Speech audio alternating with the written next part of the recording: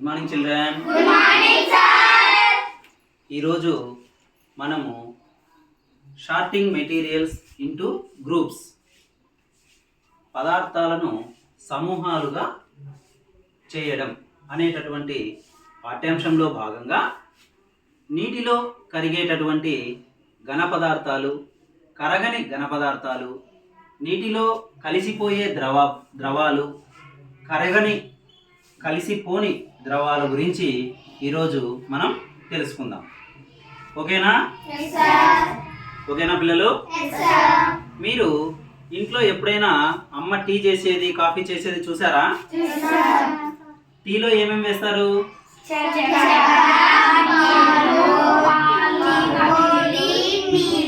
కదా. మరి అమ్మ చక్కెర వేస్తుంది. మనం తాగేటప్పుడు లేదా కాఫీని వేసుకునేటప్పుడు ఆ చక్కెర ఆ గిన్నెలో అడుగు భాగాన ఉండిపోతుందా? అలాగే ఏమైపోయింది? అది అరిగిపోయింది. మరి టీ పొడి ఎక్కడ ఉండిపోతుంది? అడుగున ఉండిపోతుంది కదా. అంటే టీ పొడి నీటిలో కరిగిపోయిందా? కరిగిపోలేదు కదా. అలాగే కొన్ని రకాల పదార్థాలు నీటిలో కరిగిపోతాయి, కొన్ని రకాల పదార్థాలు నీటిలో కరిగిపోవు. మనము ఈరోజు ఇక్కడ మనం ఏం చేస్తున్నామంటే కొన్ని ఘన పదార్థాలు తీసుకున్నాం. ఏమేమి తీసుకున్నాము?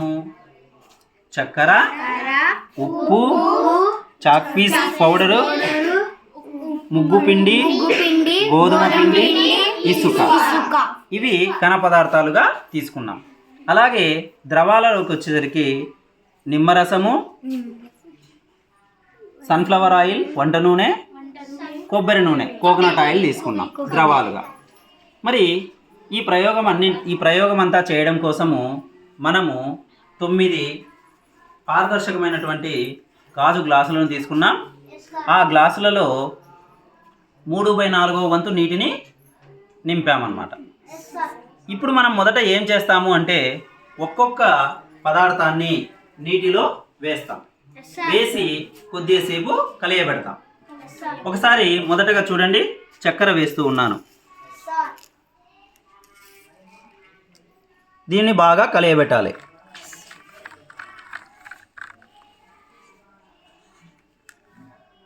అలాగే ఉప్పు వేస్తూ ఉన్నాను. దీనిని బాగా కలియబెడతాం. అదేవిధంగా శుద్ధముక్క పొడి,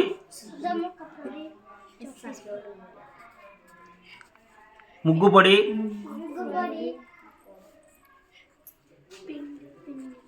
గోధుమ పిండి,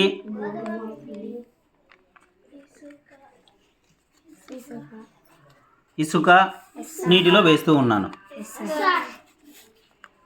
వేసిన తర్వాత ఈ పదార్థాలన్నింటినీ మనం ఏం చేస్తాము? కలియబెడతాం.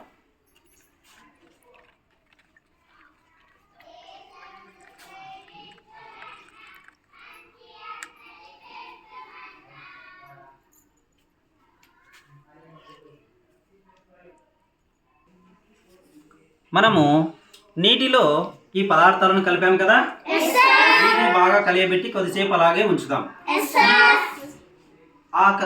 ఆ క్రమంలో ఇప్పుడు మనం ఏం చేస్తామంటే ద్రవాలను నీటిలో వేస్తాం. నిమ్మరసం నీటిలో వేస్తూ ఉన్నాను. చూడండి. అదేవిధంగా వంట నూనె, సన్ఫ్లవర్ ఆయిల్ చూడండి, ఇక్కడ నీటిపైన ఎలా తేలుతూ ఉందో అది. అలాగే కొబ్బరి నూనె వేస్తూ ఉన్నాను. అది కూడా నీటిపైన తేలుతూ ఉంది. దీనిని మనం కొద్దిసేపు అలాగే ఉంచుదాం. ఇక్కడ చూడండి, ఇక్కడ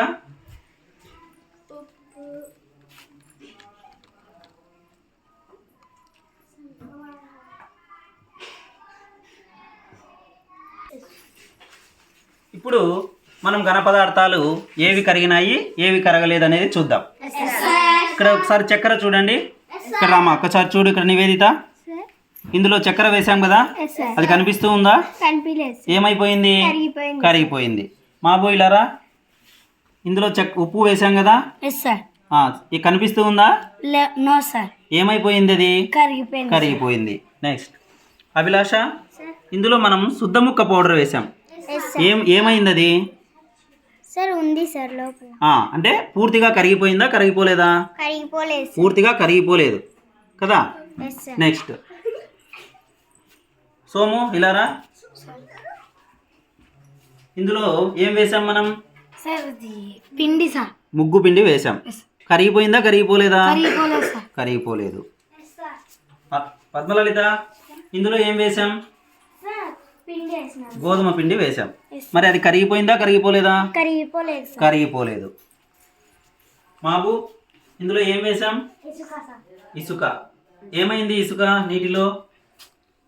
కరిగిపోయిందా, కరిగిపోలేదా? కరిగిపోలేదు. కాబట్టి దీన్ని బట్టి చూస్తే మనకు ఏ ఏ పదార్థాలు నీటిలో కరిగిపోయాయి? ఉప్పు, చక్కెర నీటిలో పూర్తిగా కరిగిపోయాయి. కాబట్టి వీటిని మనం ఏమంటాము అంటే సాల్యుబుల్ సబ్స్టాన్సెస్. సాల్యుబుల్ సబ్స్టాన్సెస్, కరిగే పదార్థాలు అని అంటాము. ఏమంటాము వీటిని? ఉదాహరణకి ఉప్పు, చక్కెర, పంచదార, షుగర్, సాల్ట్, ఇవి కరిగే పదార్థాలు. ఇక ఏ ఏ పదార్థాలు కరిగిపోలేదు నీటిలో? ముగ్గు పొడి, ఇవి కరిగిపోలేదు. మరి వీటిని ఏమంటారు? ఇన్సాల్యుబుల్ సబ్స్టాన్సెస్, కరగని పదార్థాలు. ఉదాహరణకి ఇసుక, గోధుమ పిండి, శుద్ధ ముక్క పిండి, పొడి అన్నమాట. ఇవన్నీ ఇన్సాల్యుబుల్ సబ్స్టాన్సెస్ అని అంటాము వీటిని.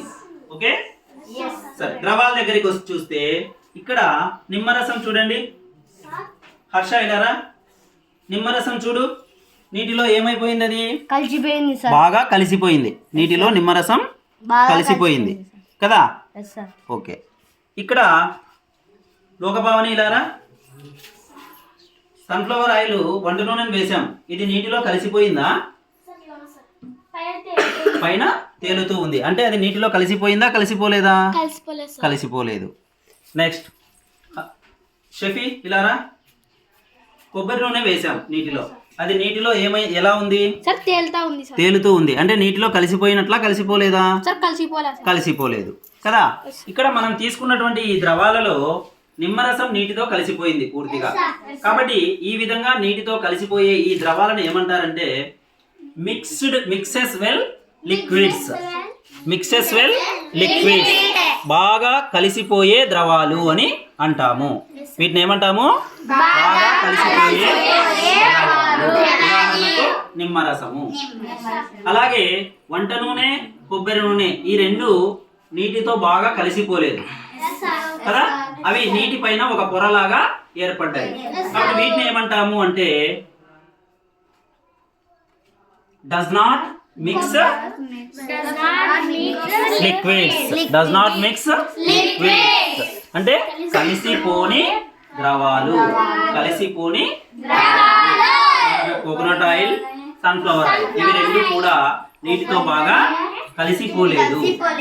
ఓకేనా?